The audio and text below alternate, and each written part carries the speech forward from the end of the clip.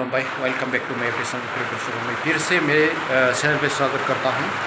आज मैं आप लोगों को हमारा बिजनी सब डिस्ट्रिक्ट के अंतर्गत हमारा ये जो बोडो यूथ लोगों का एक इस वर्ष में छोटो भी बिहू उत्सव मनाने जा रहा है।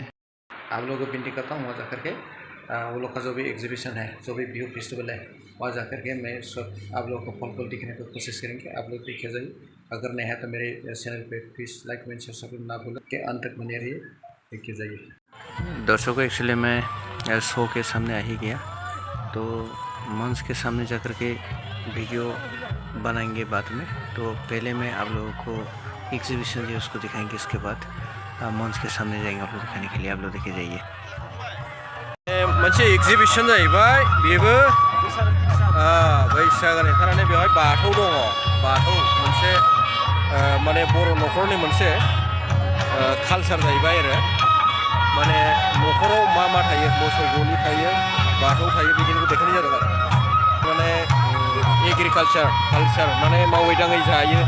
नैबे माइ जोलै आरो नैबेखौ गायदों, माने बियो अल पेटार्ननि गायनाय जादों। मा मा खेथि खालामो मथे बानलु दङ, गय, हर्टिकालचार, थालिर बेयो माने मावै दाङै जाग्रा आइजें माने सान्द्रि, संग्राय सान्द्रि, खादा, नांगाल जुंगाल, हासिनि बेदा सेस दंजोबो आरो सिङावहाय स्प्रे मेचिनबो दङ। आच्छा नैबे जाहैबाय बाख्रि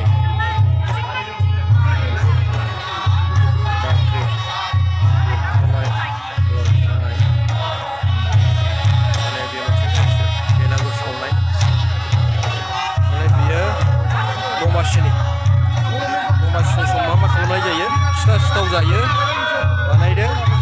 माने बेलागुर, राजा रानि, सान्थ्रि मन्थ्रि, साख्रि फख्रि आरो दायना मोनसे मोननै मोनथाम मोनब्रै मोनबा सयथा सातथा माने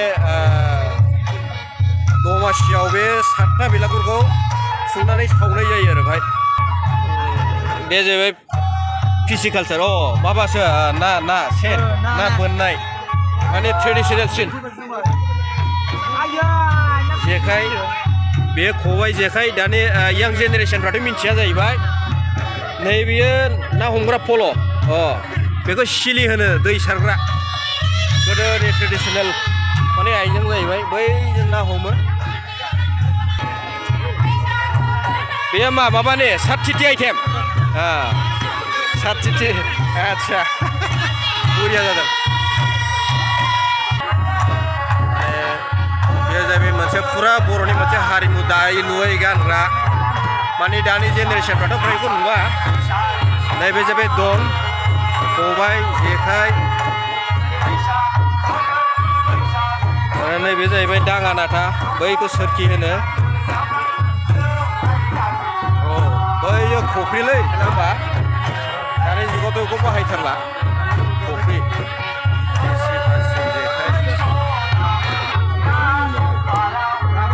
माने बाथौ जाहैबाय बेयो।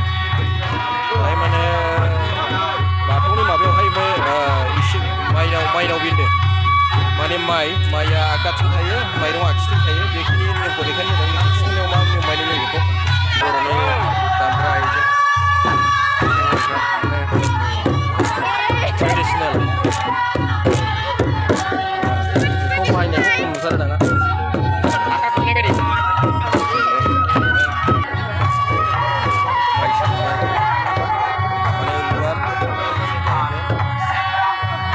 देलाय जारौमोन एसे सौलाय माइ सौबाय दे। माने बर'फ्रा माने बेबादिनो सौयै खुयै जायोमोन गोदोनि जुगाव। माने दानि जुगावथ' आरो बेबादि फ्रायो मेचिनजों बाहायनाय जाहैबाय। बे एकदम मेनुवेल बेबादि मावनानै जानायाव बर'फ्रा माने थाग्रा जायोमोन आरो देहाफ्रा, मावै दाङै जाग्रा। एकदम बरिया। थेंक इउ सिस्टारमोन। नै माने बे जाहैबाय एकदम गोदोनि बर'फोरनि मावै दाङै जाग्रा।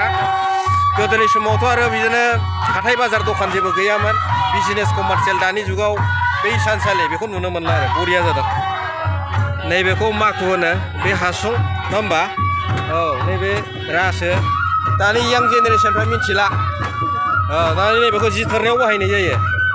ओमफ्राय नैबे बाथुला जाहैबाय सोरखि दाङा नाथाखौ सापर्टिं खालामग्रा नैबेनो जाबाय सोरखि बैयो जेन्टार माने गान्धीयान जुगनि इकुइपमेन्ट दामग्रा देग्रा प्रडाक्टसा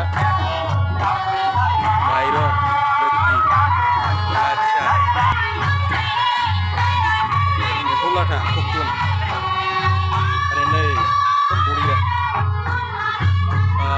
आब'आ दाबो माने माबानो रोंगौ ना ओइ आब' माने पेटेबजों दाबो बेबादि थुननो रोंगौ आरोखि ना दाबो दङ खमसै खिन्थु आदसा बरिया बैयो जाहैबाय एम्फौ एकदम बर'नि ट्रेडिसनेल रोसि जाहैबाय एम्फौ फिसा बियो माने फार्स्ट अफ अल फिथोबनिफ्राय ओंखारबाय बे सिखिरि बाटारफ्लाइ बेनिफ्राय बिदै दैबाय माने सिखिरिनि लाइफ साइकेल आरो ओमफ्राय एम्फौ फिसा ओंखारबाय देरै देरै गुरगुनानै जाबाय मोनबाय ओरै फिथोब थोबबाय बे फिथोबानो बे जाहैबाय एम्फौ लार्भा ओमफ्राय नैबे मोनसे जि जाहैबाय आरो दारिमिन गानो आरो नैबाय दा बर'नि न'खर बिफां लाइफां गायनाय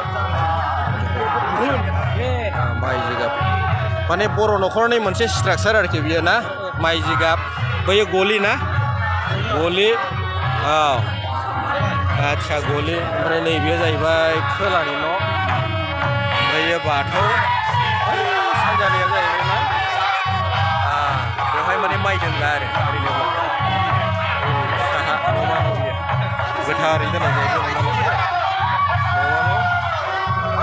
औ नैबे जाबाय दैखर थिग बेबादिनो जायो आरो बर'नि जे न'खर दानाय